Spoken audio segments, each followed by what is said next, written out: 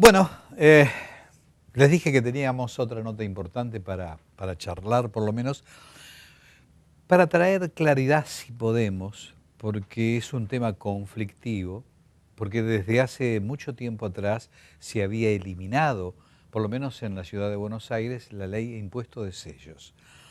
El gobierno de la ciudad, evidentemente, con la necesidad, con la avidez de juntar plata y de recolectar de cualquier lado, ha instrumentado nuevamente la imposición de todo esto que tiene que ver con la ley de sellos y ha generado a lo mejor una serie de conflictos, sobre todo para aquellos que son un poco los que tienen que recaudar, los obligados a recaudar, que son los escribanos. Consecuentemente, nadie mejor que a través de ellos de saber todas las alternativas que pueden existir alrededor de este tema en particular, y por eso gentilmente está con nosotros la doctora escribana Eleonora Casabé, que es miembro de número de la Academia Nacional del Notariado, directora del Ateneo de la Academia Nacional del Notariado, y además un currículum realmente extenso como para dar andamiaje y autoridad a lo que podemos llegar a conversar. Gracias por estar con nosotros. Muchas gracias a ustedes por invitarme. Pero por favor, clarifiquemos un poco todo esto y los problemas que puede traer aparejado para los escribanos. Bueno, como usted bien decía, esta ley, esta nueva ley de impuesto de sellos de la Ciudad de Buenos Aires, en realidad toma como antecedente la vieja ley de impuesto de sellos nacional, en donde había una extensa enumeración de actos grabados. Esto se suprimió y durante muchos años en realidad quedó reducido el espectro de gravabilidad exclusivamente a las transferencias de dominio de inmuebles, con lo cual los escribanos éramos prácticamente los únicos agentes de recaudación en la órbita de la Ciudad de Buenos Aires.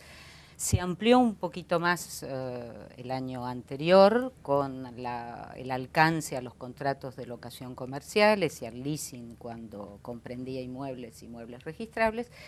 Y ahora volvemos un poquitito a lo que teníamos hace muchos años. Se graba todo. Se graba todo. Con algunas características que posiblemente respondan a eso que usted califica como de peligroso. Esto es, la ley sienta como principio la gravabilidad de todo acto o contrato que conlleve onerosidad. Correcto. Y establece que el enunciado de los actos que contiene no es taxativo, con lo cual hay que tener mucho cuidado porque un contrato o un acto o incluso una manifestación unilateral de voluntad que esté formalizada tanto en instrumento público como en instrumento privado puede conllevar onerosidad y por ende la peligrosidad está en que no se cumpla con la retención y el ingreso del gravamen. Acá viene una conjetura de tipo personal, más que conjetura, un comentario, y que tiene que ver con quien tiene que aplicar el criterio para ver si es perceptible o no perceptible la cosa. O sea, ¿puede percibirse o no puede percibirse de acuerdo al criterio de un funcionario que dice no está en la ley, pero está, porque es amplio el concepto? No es tan así tampoco, porque están perfectamente clarificados en el Código Civil cuáles son los actos onerosos y aquellos que efectivamente debieran tributar en principio.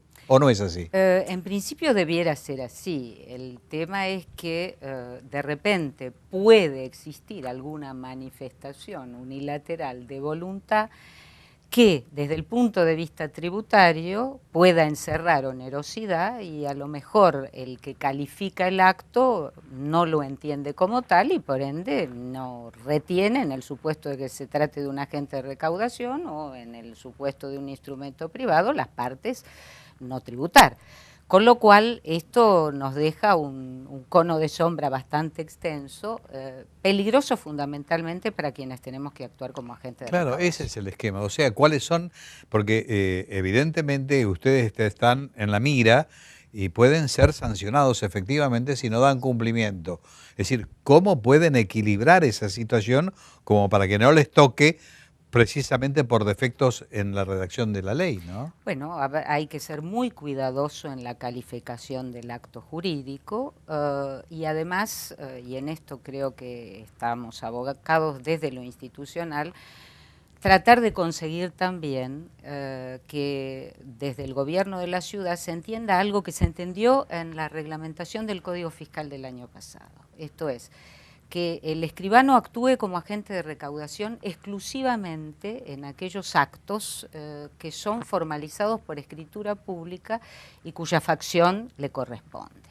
Mientras que en aquellas otras actuaciones en donde simplemente lo que hace es o legitimar al sujeto o acreditar, como en el caso de la certificación de firmas, esto es, establecer que quien estampa la firma en el instrumento es quien dice ser, porque justifica su identidad por alguno de los medios que establece el Código Civil, su función se limita exclusivamente a esto y no debiera pesar sobre el escribano la gravedad de funcionar como agente de recaudación en un instrumento que no ha redactado. Ahora, ¿qué pasa si un instrumento fue en su comienzo, estoy hablando de instrumentos o de actos jurídicos que tienen continuidad y se realizan en el tiempo a través de dos actos jurídicos? Uno que no estaba en su momento grabado y otro que como consecuencia es grabado.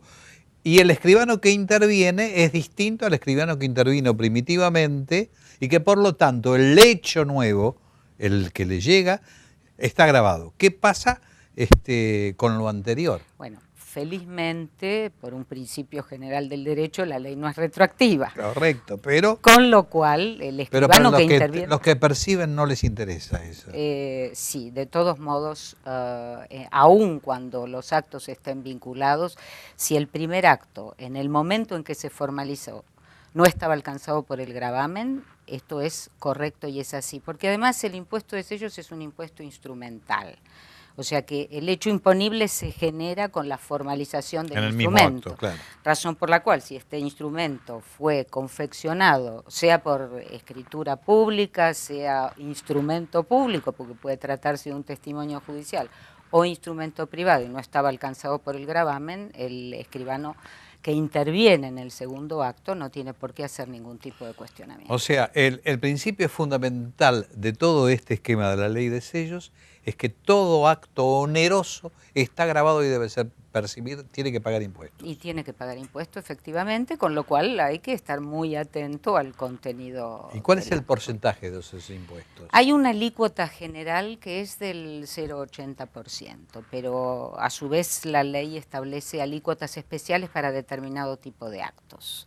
Por ejemplo, para las transferencias de dominio de inmuebles la alícuota es del 2,5%, alícuota que es similar en el caso de los boletos de compraventa con posesión, y hay una alícuota del 0,50 en el caso de los contratos de locación comerciales y de los leasing, porque tributan del mismo modo que en el Código Fiscal del 2008 solamente los contratos de locación destinados a actividad comercial. Ahí tiene una cámara usted, mi querida escribana, para hablar con sus colegas. Sugiérales, clarifíqueles, dígale lo que tienen que hacer. A los colegas les debo decir que, como siempre y como corresponde al ejercicio de nuestra profesión, tenemos que ser muy cuidadosos y cautelosos en la calificación del instrumento que estamos formalizando.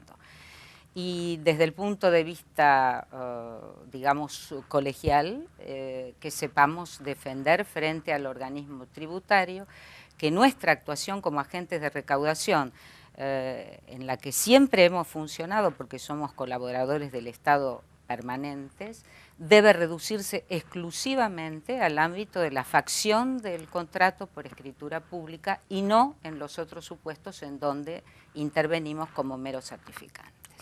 Creo que ha sido claro. Para los escribanos, tengan en cuenta lo que dice la escribana Casabé. Pero yo les voy a recordar un artículo del Código Civil, el 902, que dice fundamentalmente: cuanto mayor sea el deber de obrar con prudencia y pleno conocimiento de las cosas, mayor será la consecuencia posible que resulte de los hechos. Así que tengan en cuenta todas estas alternativas para evitar suspicacias y para evitar problemas de recaudación con los entes que los persiguen a muerte a todos. Gracias, escribana, por estar. Muchas gracias a usted nuevamente. Hasta cualquier momento. Gracias. Y nada más por hoy. El próximo miércoles, a partir de las 20:30, volveremos a estar con ustedes para compartir otro programa sin exclusiones. Hasta ese momento y muchísimas gracias.